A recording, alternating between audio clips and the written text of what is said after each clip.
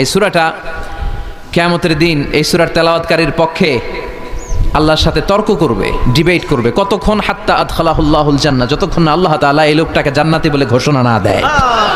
আল্লাহ যতক্ষণ অ্যানাউন্স করবে he is from paradise, he will enter the paradise, আমার এই বান্দা জান্নাতে ঢুকবে, এই সার্টিফিকেট দেওয়ার আগ পর্যন্ত এই সূরা সামনে দাঁড়ায় আল্লাহর সাথে তর্ক করতেই থাকবে।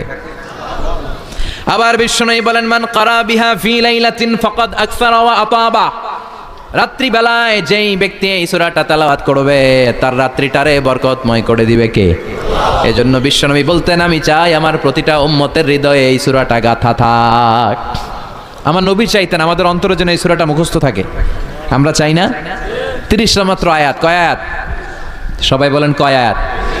প্রতিদিন এক আয়াত মুখস্থ করলে আমাদের পুরো সূরাটা মুখস্থ করতে লাগবে কয়দিন? 30 দিন। এক মাসের চেষ্টা এই সূরাটা মুখস্থ করা যাবে না?